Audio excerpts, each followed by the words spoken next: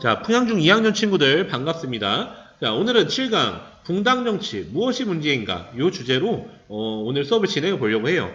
교과서 182쪽부터 184쪽을 봐주시면 됩니다. 여러분 항상 그래왔던 것처럼 본 강의에 앞서서 지난 강의 체크 문제를 해설해 볼게요. 네, 여러분 6강은 광해군의 어떤 정책부터 호란을 다뤘던 그 영상이었는데 그와 관련해서 1번 문제를 보시면 자, 1번 공납의 문제점을 개선하기 위해 실시한 것으로 외란 이후 광해군 시기에는 경기도에만 실시한 이 제도가 무엇이냐. 자, 정말 많은 친구들이 잘 적어줬듯이 대동법이 정답입니다. 자, 대동법은 광해군 시기부터 실시하기 시작해가지고 점점 전국 각지로 확대합니다. 그래서 특히 외란 이후에 많이 전란으로 황폐해지면서 백성들이 살기 어려웠잖아요. 거기에다가 공납의 문제가 너무 크니까 자, 이 공납의 문제를 해결할 필요가 있었던 거죠. 이 공납의 문제 조금 관련해서는 6강에서도 물론 얘기했지만 쌤이 심화 강의, 고급 강의에서 더 얘기했을 거예요. 그걸 참고해 주시면 됩니다. 자, 대동법 중요한 주제예요. 여러분 잘 기억해 주시고요. 자, 2번 다음 중 명과 후금 사이에서 중립외교 정책을 추진한 왕은 누구인가? 자, 우리 친구들이 그래도 예전보다 좀 더 정답률이 높아지고 있습니다. 자, 광해군이 정답이죠. 중립외교 하면은 여러분 광해군을 잘 기억해 주셔야 됩니다. 나머지 오답. 여러분 특히 인조 같은 경우는 중립외교가 아니라 친명배금 정책을 하잖아. 그쵸? 자, 3번. 3번은 답이 좀 갈렸어요. 좀 어려웠죠. 다음 중 병자호란에 대한 설명으로 옳지 않은 것은 무엇이냐? 자, 보시면 인조 정권의 친명배금 외교 노선으로 인해 발생했다. 맞아요. 그러니까 직접 계기는 아니겠지만 인조 정권의 친명배금 그 외교 노선이 계속 지속되니까 결국 요거에 반발해서 발생하는 거야. 호란은. 자, 그 다음에 결과적으로 청나라랑 군신 관계를 맺게 된다. 이것도 맞는 얘기죠. 자, 다음에 이괄의 난을 구실로 발생했다. 자, 이건 어떤 호란? 여러분, 정묘호란이죠. 자, 그 다음에 주화파의 주장에 따라서 인조가 삼전도로 나아가 항복했다. 이거 병자호란 맞습니다. 여러분 주화파와 관련해서는 척화파를 또 아셔야겠죠. 여러분 주화파와 척화파의 대립이 또 있었다는 거. 병자호란 때. 그걸 잘 기억해 주시고요. 여러분 4번 보시면 이건 좀 어려워요. 쌤이 어려운 걸 좀 생각해 봅시다. 문제를 냈더니 모르겠다고 하는 친구들이 되게 많아요. 네. 뭐 어쩔 수 없긴 한데 뭐 몇몇 친구들은 좀 적어줬어요. 어디 볼까요? 뭐 어떤 친구는 백성을 더 헤아려 달라고 조언할 것이다. 다음에 항복하는 게 낫다고 조언했을 것 같다. 다음에 또 뭐가 있죠? 왕권 강화를 먼저 하자. 다음에 청나라랑 손을 잡고 그래야 된다라고 주장했을 것 같아요. 다음에 국력 보호를 위해서 안전하게 가자. 뭐 이렇게 항복, 뭐 대동폭 같은 걸 실시하자. 군시관계 맺자. 약간 좀 더 우리 친구들이 결과를 이미 알고 있으니까 현실적인 조언을 해주려고 하는 것 같네요. 그쵸? 네, 좋습니다. 여러분 뭐 사실 어렵죠. 여러분이 당시 인조라고 해도 뭘 선택할지 쉽지 않았을 거예요. 그쵸? 일단 당시 인조의 선택은 성리학적 질서에 입각해서 친명배금을 이어가는 거였던 거지. 근데 그게 어쨌든 뭐 실질적으로 이익을 전혀 주지 못했다는 거가 문제긴 해요. 네.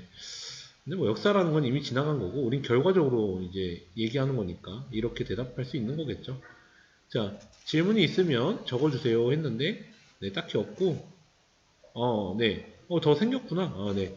요거 교과서 페이지 얘기를 해서 쌤이 이번 강의부터 교과서 페이지를 앞에 처음에 넣어줬고요. 그 다음에 주합파 적합파에 대한 자세한 설명과 병자호란에서 우리나라가 잘 싸웠으면 홍콩과의 관계는 어떻게 했을까? 뭐 이런 질문이 있는데 호란 때 나름대로 지방 군사들이 잘 대처한 게 있어요. 실제로. 나름대로 지방의 군사들은 이 청나라 후금의 군사에 맞서서 나름대로 잘 저항했지만 어쨌든 이 후금의 군사들이 신속하게 우리나라 수도 근방으로 쳐 내려오면서 우리가 어쨌든 이기기는 힘들었던 것 같아요. 그렇죠? 그래서 물론 뭐 아예 처음부터 쳐들어오는 것 자체를 차단했다면 뭐 후군과의 관계에서 이렇게 엄청 굴욕적인 것까지 가지 않을 수도 있겠지만 뭐 역사에서 만일이라는 걸 가정하기가 쉽진 않으니까 참고하시고요. 그다음에 주합과 적합파는 사실 뭐 자세하게 설명할 게 뭐 별로 없어요. 그러니까 주합파는 최명길이 대표고 말 그대로 화해를 하자. 그러니까 항복을 하자 이렇게 한 거야. 청나라랑 항복을 하자. 그걸 주장한 거고 척화파는 항복할 수 없다 주장한 거죠. 그러니까 좀 같은 성리학자지만 주화파는 좀 더 현실적으로 그렇지 않으면 어차피 조선 왕조가 유지될 수 없으니까 그렇게 좀 자존심을 내려놓는 결단을 내린 거고 척화파는 곧 죽어도 성리학적 질서에 입각해서 오랑캐한테는 굴복할 수 없다. 그걸 주장한 거죠. 거기 영상에 나왔던 그 김상원 같은 사람들이죠. 그래서 뭐 그 정도 아시면 되고요. 사실 뭐 자세한 설명이라고 할 게 아니라 여러분 나중에 고등학교쯤 가면 주화파, 척화파 관련한 사료가 있어요. 역사적 자료들이 있거든요. 그 자료를 보실 필요는 있죠. 나중에 기회가 되면 선생님이 제공해 줄게요. 그래서 6강 체크체크 해설을 이 정도로 마치고 오늘은 7강에 대한 얘기를 한번 이어서 가보도록 할게요. 네, 여러분. 오늘의 결국 주제는 붕당 정치에 대한 얘기예요. 그래서 예송부터 한국까지에 대한 얘기인데, 여러분 이런 붕당 정치가 어떻게 전개되어 가는지에 대해서 설명할 수 있다면 이번 강의를 잘 들은 거예요. 붕당이라는 걸 어려워하는 친구들이 많고요. 사실 요즘에는 붕당에 대해서 좀 비판적으로 보는 사람도 많아요. 지금 살아가는 사람들 입장에서 조선시대의 붕당에 대해. 왜냐면 맨날 뭐 당쟁을 일삼았다고 그렇게 부정적인 인식이 있거든요. 심지어 어떤 사람들은 조선이 멸망한 게 이런 붕당 정치, 붕당 정치의 변질, 그 당쟁 때문이다라고 얘기하는 사람도 있어요. 근데 과연 정말 그러한가? 도대체 붕당 정치가 무엇일까? 그거에 대해서 지금 한번 살펴보려고 합니다. 자, 그래서 주요 키워드는 여기 나와 있고요. 한번 읽어보세요. 자, 들어가기 전에를 봅시다. 자, 조선시대의 정치행위 중심에는 붕당이 있어요. 그래서 여러 붕당들의 정치적 의견 대립을 거치면서 조선 역사가 전개될 수밖에 없죠. 붕당은 여러분 지금으로 따지면 여러 번 얘기했지만 뭐 정당 같아요. 비슷해요. 뭐 지금 더불어민주당, 뭐 국민의힘 이런 당들이 있잖아. 근데 그런 당들이 이름을 계속 바꿔왔잖아요. 뭐 옛날 민주당이었다가 뭐였다가 그리고 저기 국민의힘도 처음에는 뭐 새누리당이다가 뭐 한나라당도 있었죠. 그러다가 지금의 국민의힘이 됐잖아. 그러니까 지금도 똑같아 사실. 정치 그 집단은 계속 명칭을 바꿔가면서 이렇게 이어가죠. 조선도 똑같아요. 처음에 서인 동인에서 시작했다가 점점 뭐 나뉘기도 하고 합치기도 하면서 여러분 좀 복잡한 정치 집단을 형성했던 거죠. 그게 붕당인데 어쨌든 그들이 조선의 역사를 주도한 거예요. 선조 시기부터 본격화한 붕당 정치는 어떤 모습이었는지, 그리고 당쟁이 그저 나쁜 것인지, 어떻게 전개되었는지, 어떤 문제가 있었는지를 오늘 보는 게 핵심입니다. 자, 붕당 정치의 전개 과정을 전체적으로 좀 보고 시작합시다. 자, 붕당은 여러분 이미 알다시피 선조 시기에 형성이 됐죠. 동인서인으로 나뉘었어요. 이주전랑 임명 문제로 나뉘었죠. 자, 그랬다가 광해군 때는 이 동인이 나뉘어요. 북인과 남인으로 나뉩니다. 자, 이때 나뉘는 계기는 주로 반대파에 대한 처벌 문제가 좀 있어요. 그래서 반대파를 아예 강경하게 처벌할 것이냐, 아니면 그 반대파에 대해서도 좀 포용을 해줄 거냐, 이런 입장 차이에서 보통 나뉘거든? 자, 광해군 시기는 그 중에서 북인이 권력을 장악해요. 그래서 북인 정권이었다는 거, 여러분 아시면 되고, 그래서 광해군 시기에는 북인, 남인, 서인이 있었어요. 그래서 이들이 서로, 견제하고, 비판하면서 좀 이렇게 정치를 했다고 보시면 되고요. 이들이 약간 공존하고 있었다는 거. 그 다음에 여러분 알다시피 인조 시기로 넘어가면 북인이 날아가죠. 인조 반정에 의해서 북인이 제거당합니다. 그리고 나머지 남인과 서인이 공존하게 됩니다. 그래서 남인과 서인이 서로 공존하면서 비판과 견제하면서 정치를 이끌어가는 거야. 그런 게 여러분 붕당 정치의 기본 형태라고 볼 수 있어요. 공존과 비판 이런 거죠. 자, 근데 점점 이게 좀 흔들리기 시작하는 건 현종, 숙종을 지나가면서 그렇게 돼요. 자, 여러분 효종 때는 여러분 뭐가 있는지 아시죠? 국벌 얘기가 좀 있어요. 자, 그 다음에 현종 때는 이제 예성윤제, 그 다음에 숙종 때는 황국이 발생합니다. 이런 거 거치면서 숙종 시기에 가면 남인은 그대로 있고요. 서인은 노론소론으로 나뉘게 돼요. 게다가 숙종 시기에 여러 황국을 겪으면서 남인 세력이 완전 제거당하고 노론 중심의 정권이 형성이 되죠. 그래서 인조 정권까지만 해도 공존했던 이 붕당 정치가 숙종 때를 거치면서 어떤 하나의 당이 권력을 독점하는 형태로 변질되고 무너지게 됩니다. 그래서 여러분 나중에 미리 얘기하면 영조 정조 시기에 탕평 정치가 이루어지게 되는 거예요. 자, 먼저 볼 거는 예속 논쟁이라는 거야. 자, 붕당 정치 변질 전조국이라고 쌤이 제목을 붙여놨어요. 자, 예속 논쟁이 도대체 무엇인가? 자, 예송이 뭔가? 여기 나온 것처럼 예송은 조선 현종 때 궁중 의례 적용 문제. 그러니까 특히 복상. 이 복상이 뭐냐면 여러분 지금 모를 수 있어. 그러니까 누군가 죽잖아. 누가 돌아가셔요. 그러면은 장례식장 가면 이게 입는 복장이 있어요. 근데 그 복장, 그 상복이라고 하죠. 그거를 몇 년 입느냐가 원래는 조선시대에 정해져 있었어요. 뭐 아들이 죽으면 뭐 어머니가 한 3년 동안 상복을 입어야 된다. 뭐 이런 거 있잖아. 그런 게 있었어요. 그런 게 있었는데 이걸 가지고 서인남이 싸워요. 막 이렇게 논쟁을 벌이거든. 자, 그거에 대해서 일단 영상을 통해 좀 보고 올 거예요. 여러분 영상을 통해서 잠깐 보고 옵시다. 1659년 5월 기해독대 2달 만에 효종이 갑자기 승하한다. 이때 효종의 어머니는 인조의 계비인 자의대비 조씨였다. 예송 논쟁은 바로 이 자의대비가 효종의 국상에 상복을 몇 년 입어야 되는가에 대한 싸움이었다. 주상 전하, 속적삼 가져가시오.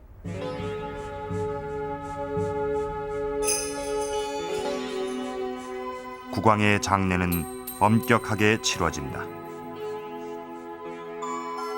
장례를 맡은 빈청에선 자의대비의 상복을 1년복으로 결정했다. 당시 조선은 예법이 강조되던 시기로 적장자 중심으로 대를 잇는 종법이 자리 잡아가고 있었다. 이 종법에 따르면 아들의 상에 부모가 상복을 입는 기간이 장자면 3년, 차남이 하면 1년복으로 각각 달랐다. 사대부가에서 자리 잡기 시작한 종법은 왕실의 계승 문제에도 영향을 미치게 된다. 종법에 따르면 소현세자가 죽었을 때 소현세자의 아들, 즉 원손이 그 대를 이어야 했다. 그러나 인조는 자신의 둘째 아들인 복림대군을 세자로 책봉한다. 17세기부터 통용된 의례에는 장자는 3년, 차자는 1년으로 엄격하게 구분돼 있었다. 그러나 여기엔 장자가 죽었을 때는 둘째 아들을 장자로 삼는다는 예외 조항이 있었다. 당시 남인을 대표하는 허목. 그는 효종이 비록 둘째지만 왕위를 계승했기 때문에 장자로 대우해야 한다는 입장이었다. 그러나 서인을 대표하는 송시열은 다른 입장을 취하고 있었다. 이때 송시열이 근거로 든 것은 체의부정, 즉 대를 이었어도 3년복을 입지 못하는 경우가 있는데 서자로서 대를 이은 경우란 것이다. 즉 효종을 서자로 본 것이다. 여기서 문제가 된 것은 서자였다. 의례엔 이 서자의 개념이 두 가지로 쓰였던 것이다.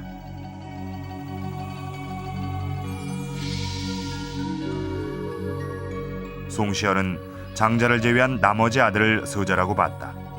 따라서 효종은 둘째 아들이기 때문에 1년복을 입어야 한다는 입장이었다. 그러나 허목은 서자를 첩의 아들이라고 봤다.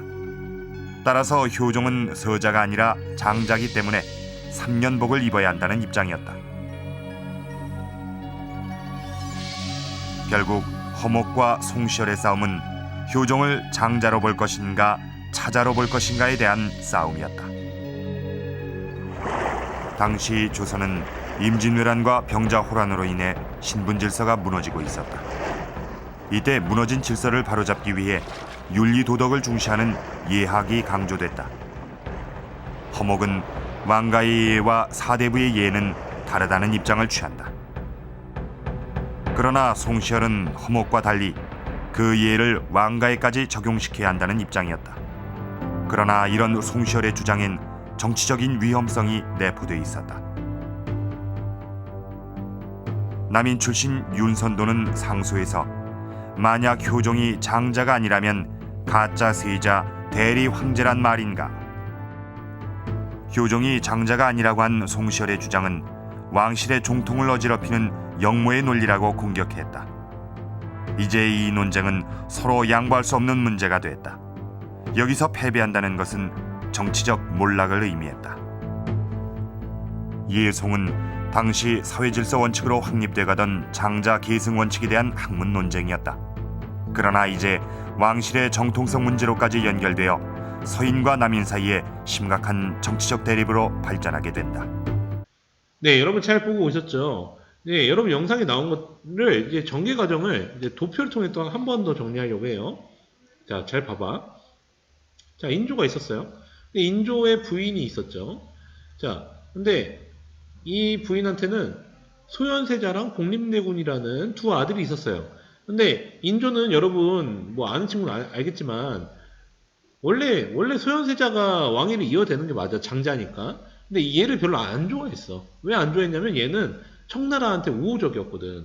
인질로 끌려가가지고 청나라의 어떤 선진 문물을 보고 아 청나라랑 관계를 좀 좋게 가야겠다라고 생각한 사람이야. 근데 인조는 당연히 그게 싫겠죠. 그래서 얘를 마음에 들어하지 않았어. 근데 마침 소현세자가 일찍 죽어요. 뭐 여기에는 좀 음모론이 많이 있긴 하지만 이 사람이 죽어. 근데 원래는 이 소현세자 아래에 또 아들이 있어요. 그러니까 손자가 있어. 그 아이가 왕위를 잇는 게 맞아요. 원래 성리학적 질서에 의하면. 근데 인조는 얘가 마음에 안 드니까 이 소현세자의 아들한테 왕위를 주고 싶지 않겠죠. 그래서 둘째 아들이었던 복림대군한테 왕위를 넘깁니다. 그게 효종이에요. 이 예속 논쟁의 시작은 여기에서부터 시작이 되는 거예요, 여러분.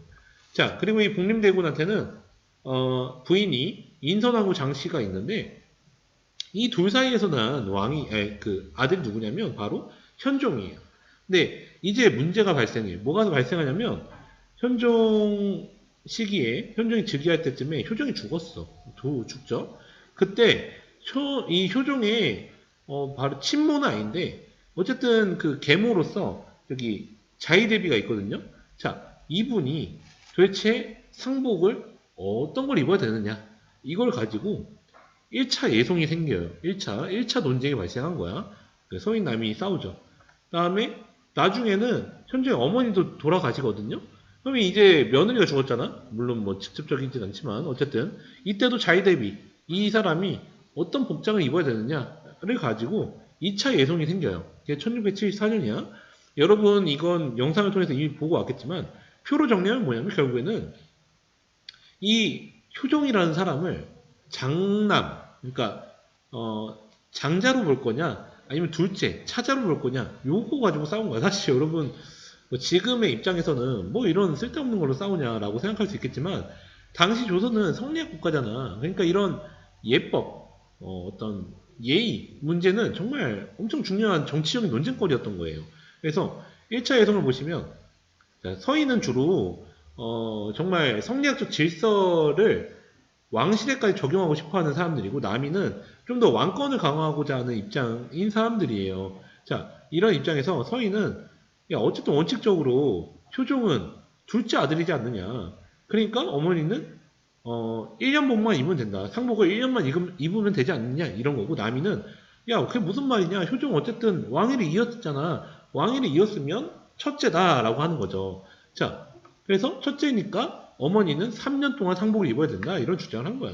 그러니까 네, 여러분 좀 뭐 이렇게 자세한 내용까지 몰라도 되는데 아무튼 뭐 이렇다는 거지. 근데 결과적으로는 서인이 이겨요. 그러니까 뭐 서인의 이 논리를 그대로 갖고 온 건 아니긴 한데 어쨌든 1년복으로 결정이 돼요.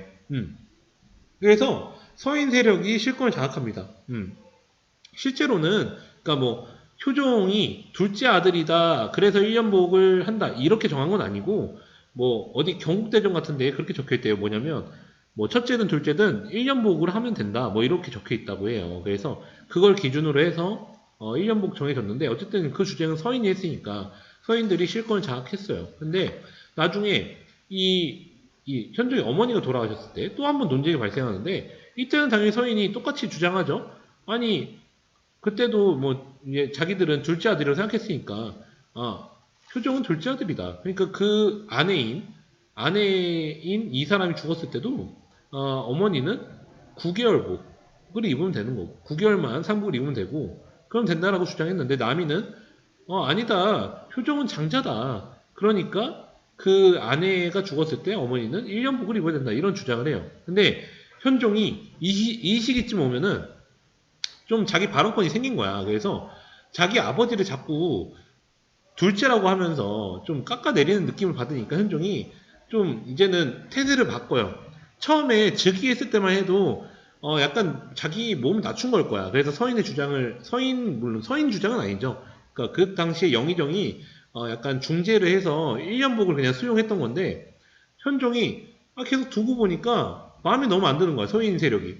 자꾸 보자 하니까 자기 아버지를 자꾸 까내리니까 이때는 남인 쪽에 손을 들어주는 거죠. 그래서 남인들이 승리를 하고 실권을 장악한 다음에 서인들이 많이 처벌을 받는 그런 상황이 생기게 됩니다. 이게 예속 논쟁이에요.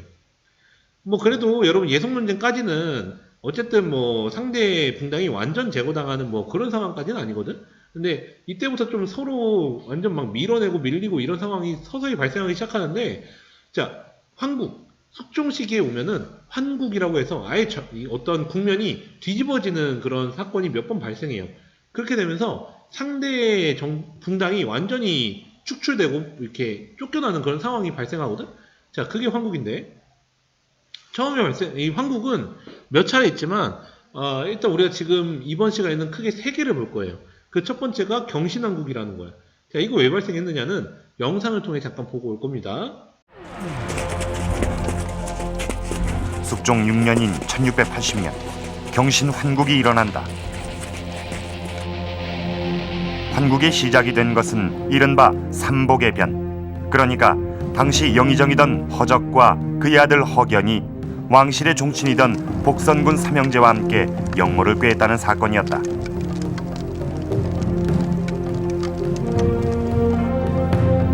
이 일로 당시 정권을 잡고 있던 남인 세력들이 대거 죽음을 당하거나 유배된다. 숙종이 즉위한 지 6년 만에 서인들이 조정을 장악하게 된 것이다.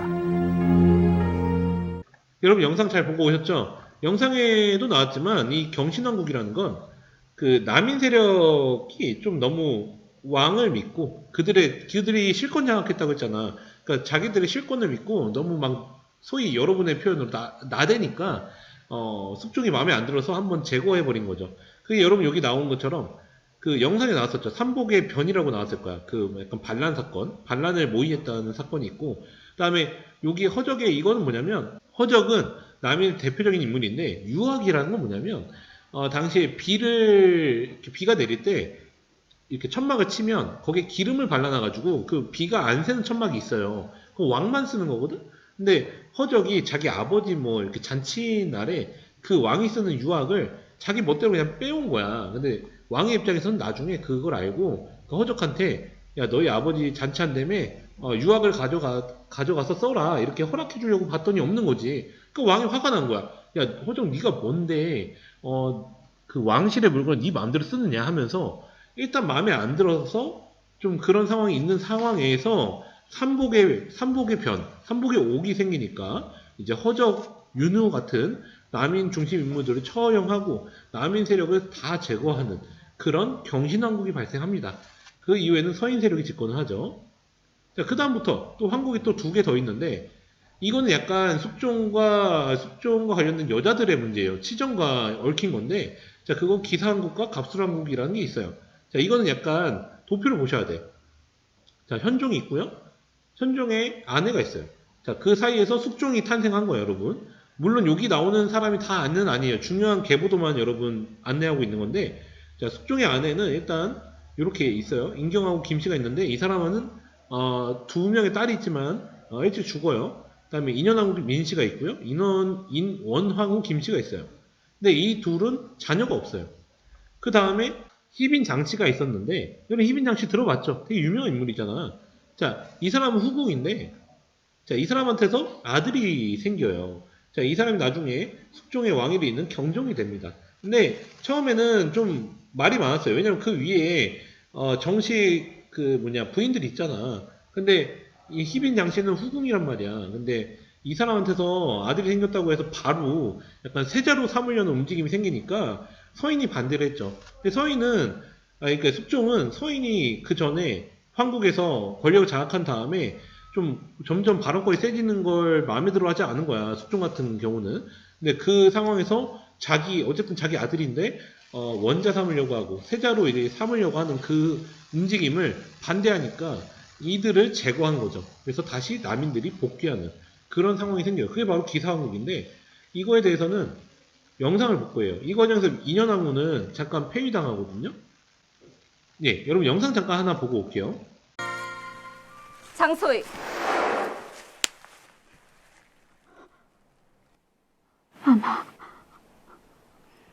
전하께서 바른 정사를 펼치시도록 내조하지는 못할 망정 어찌 전하를 미혹해 궁 밖을 나갈 수 있단 말입니까? 미혹하다니요. 저는 그저 전하의 답답한 마음을 풀어드리고자 했을 뿐입니다. 헌데 더는 제게 이리하시면 아니 될 듯합니다. 뭐요? 제 뱃속에 전하의 씨가 자라고 있습니다. 조선의 대를 이을 수도 있는 귀중한 생명이오니 앞으로는 예를 갖춰주시지요.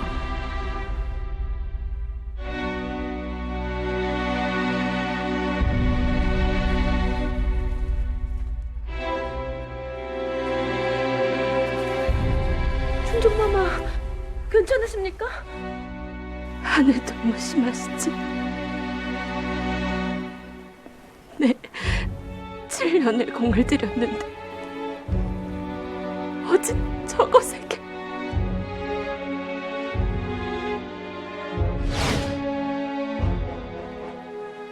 아이고, 어쩜 이리 자는 모습도 이쁠고. 어떻소? 과인을 쏙 배담지 않았소.